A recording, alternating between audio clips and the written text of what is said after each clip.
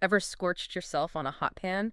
You know when you're not sure if that sizzle is the food or your skin? Oh, yeah. Makes you wonder if it's actually sizzling. Right. Turns out it kind of is, and that's just the tip of the iceberg when it comes to thermal burns. That's true. So today, we're diving deep, deep into the world of burns. And I mean really diving deep, beyond just the what, but the fascinating why behind how these injuries happen, Okay. and more importantly, what you can actually do about them. Sounds good. And to guide us through this fiery topic, we've got our resident burn expert. Resident, I like that. Uh. I wouldn't say I'm an expert, but burns are definitely a passion. And honestly, you'd be surprised how many misconceptions people have about something we encounter so often. Oh, absolutely. And that's what makes this deep dive so important. For sure. We're going beyond basic first aid here. Yeah. We're giving you the knowledge to really understand what's going on. I like it. But before we get ahead of ourselves, let's start with the fundamentals. Can you give us a quick rundown of what exactly a thermal injury is? Sure. And how it's different from those other types of burns we hear about? Absolutely. So a thermal injury, put simply, is a burn caused by heat. Okay. And that heat can come from anything. A hot stovetop, scalding hot liquids, even friction, like a rope burn, believe it or not. Oh, wow. Yeah, it all boils down to the transfer of heat energy to your skin and the damage that it causes. Makes sense. Now, this is different from, say, a chemical burn, Okay. where it's not heat, but a corrosive substance actually causing the damage through a chemical reaction. Right. Or electrical burns, which have their own whole mechanisms, but we won't get into that today. So it's like the difference between getting a sunburn and then like accidentally splashing bleach on yourself. Exactly. Both bad. Both bad news. But two totally different beasts. Right. Totally. Now, within thermal burns, I know there's like a whole classification system Right. based on the severity, the first degree, second degree, all that. Uh-huh. Can you walk us through those different degrees and what actually distinguishes them? You got it. So it all comes down to the depth of the burn. First degree, Mm-hmm. think your typical sunburn. Red, painful, but it's only affecting that top layer of skin. Okay. Second degree burns, they go a little deeper. They're the ones that cause those blisters. Yeah. And that kind of weeping look. That's actually fluid leaking out as your body tries to heal. Oh. Now, this is where it gets a little tricky. Okay. Third degree burns, those obliterate the entire thickness of the skin. And they can look, this is the thing, they can look deceptively dry, leathery, sometimes even white or black. And here's the kicker. They often feel numb because the nerve endings are destroyed. So no pain doesn't always mean no problem. Exactly. Absence of pain with a burn, that can actually be very dangerous because it might mean that the injury is much deeper than you think. I see.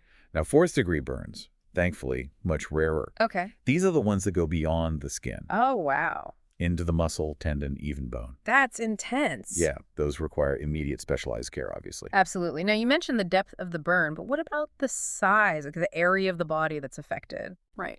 I've always been curious about those medical terms. Yeah. The rule of nines, the Lund-Browder chart. Yeah. How do those play into assessing the severity? So those are more for precise medical calculations, Right. but if you're trying to estimate in everyday life, Right. think of your handprint. Okay.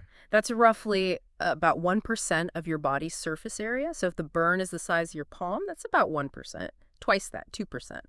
Just a handy little visual to gauge severity. That's a fantastic tip. Yeah. I'm adding that to my mental first aid kit right now. There you go. So let's say we've assessed the situation. We kind of know what we're dealing with. What are the absolute first things we need to do if we or someone around us, experiences a thermal burn? Right. I think everyone wants to know those crucial ABCDEs of burn first aid. Yes, knowing what to do immediately is absolutely crucial. It can make all the difference. And it all starts with airway. Okay. This is especially important in situations like fires, where smoke inhalation might be a risk. All right. So is the person able to breathe clearly?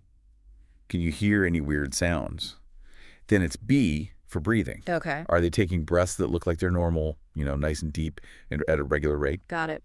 Then C, circulation. Check their pulse. Is the blood flowing? Okay. D is for disability. Are they conscious, alert, responsive? Can they talk to you? And finally, E, this stands for exposure and environment. Okay. Remove any clothing or jewelry near the burn and obviously get them away from any further danger, any heat sources. Get them out of harm's way. Exactly. Okay, so we've got our ABCDEs down. We've assessed the situation. We're thinking clearly. What are the actual hands-on things we need to do next? So once you're sure that the person is stable, airway, breathing, all that, your absolute first priority is to halt the burning process. Yeah. Seems obvious, but in the heat of the moment, pun intended, Right. people forget. Yeah. Remove them from the heat source. Douse any flames. Anything to stop that heat energy from continuing to damage the skin. Get the situation under control. It makes me think of those fire safety videos, like stop, drop, and roll, because you really don't think straight when you're panicking. Exactly. And then comes the part that I think everyone has heard of. Yeah. Cool the burn. Cool.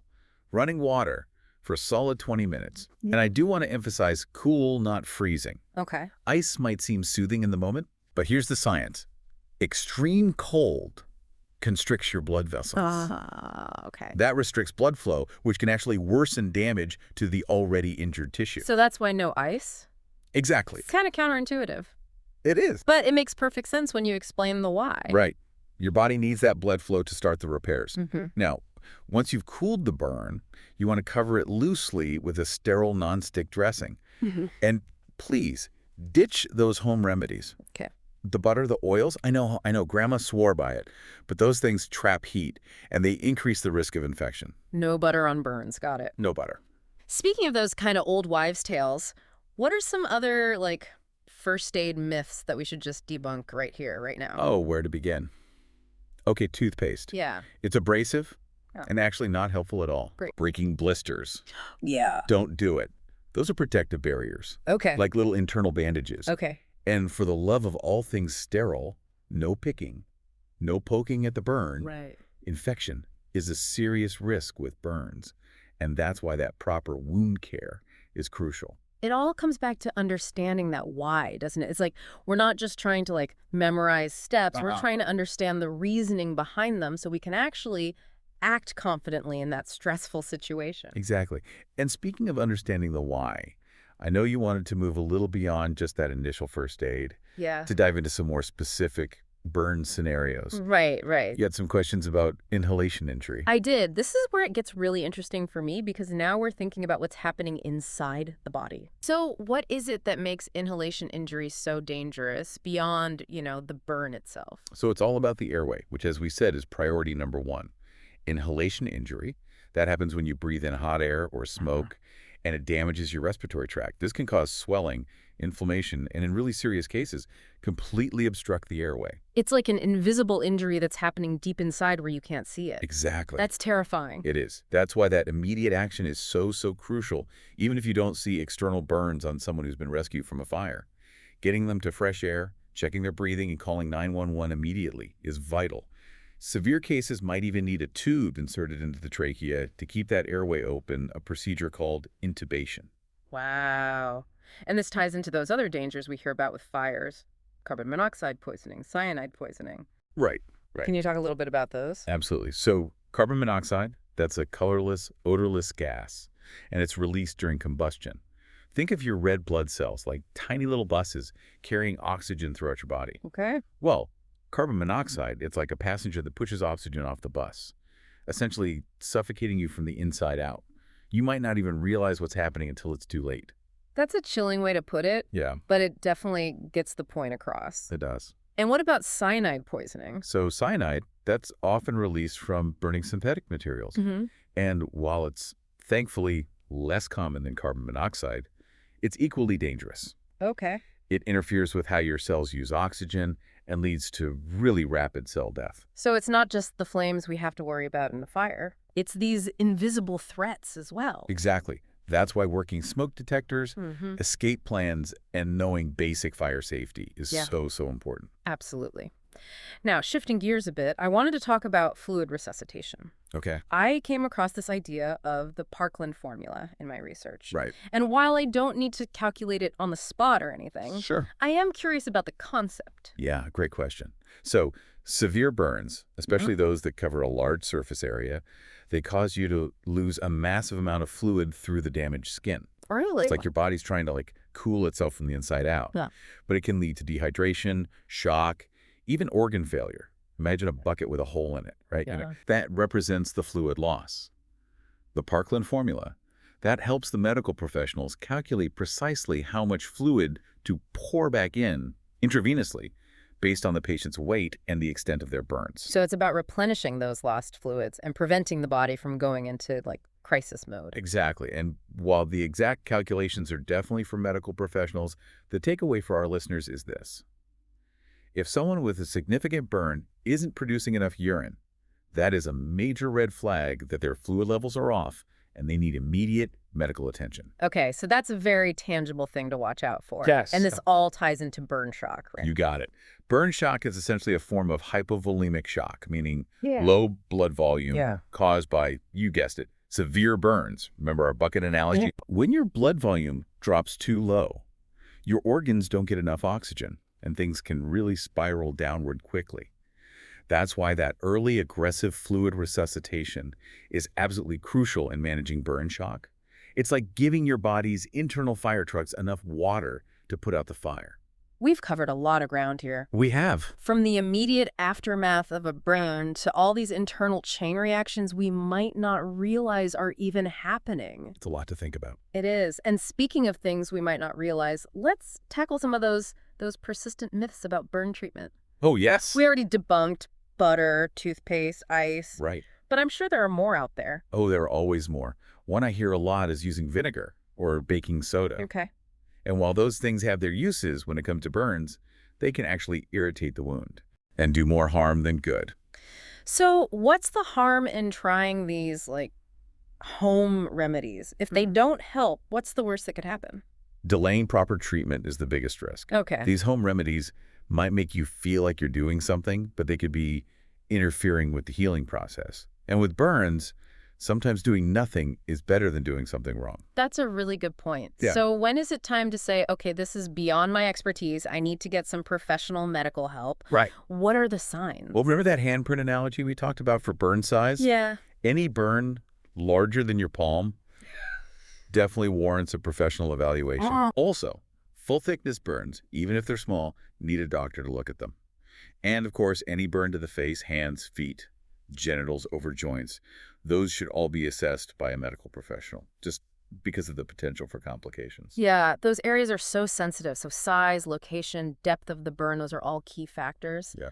What about symptoms? Are there any, like, red flags where it's like, get to the hospital now? Absolutely. Difficulty breathing, any altered mental state, signs of shock, pale skin, confusion, those are all major red flags. Gotcha. And if the pain just isn't manageable with over-the-counter pain relievers, that's another sign to seek medical attention. This has been, honestly, incredibly eye-opening. But before we wrap up, I think it's important to acknowledge the psychological and emotional side of burns. Oh, absolutely. These aren't just physical injuries. They can leave lasting emotional scars as well. You're right. The emotional and psychological toll of burns is often underestimated.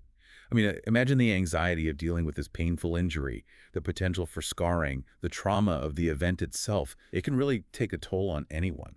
And it's so crucial to remember that healing goes beyond just the physical. Yes. Seeking support, whether that's from mental health professionals, support groups, that's just as important as treating those physical wounds. I completely agree. Support groups can be incredibly beneficial. They provide a safe space for survivors to connect and share their experiences. On that note of support and resilience, I want to leave our listeners with a message of hope. The human body has this incredible capacity to heal, and with the right care and support, even severe burns can be overcome. It's amazing to see, actually, that resilience of the human spirit, especially in the face of such trauma. This whole deep dive has really been about empowering you, our listeners, Yes. with knowledge. We went from the basics of what a burn even is all the way to managing the aftermath and understanding these long-term implications. And remember, knowledge is your best defense here. Yeah. Understanding burn injuries, understanding the first aid, it can make all the difference in those crucial moments. Absolutely. Now for that final thought, and this one hits home for me. Take a moment to think about fire safety in your own home. Do you have working smoke detectors? Do you have planned escape routes with your family? A fire extinguisher readily available? And just as important, do you know how to use it? These simple precautions can prevent so many tragedies. Couldn't agree more. Being prepared is key. And on that note, we'd love to hear from you. Have you or someone you know experienced a burn? Sharing your stories can help others be more prepared. Find us on our website or social media. Until next time, stay curious, stay informed, and stay safe.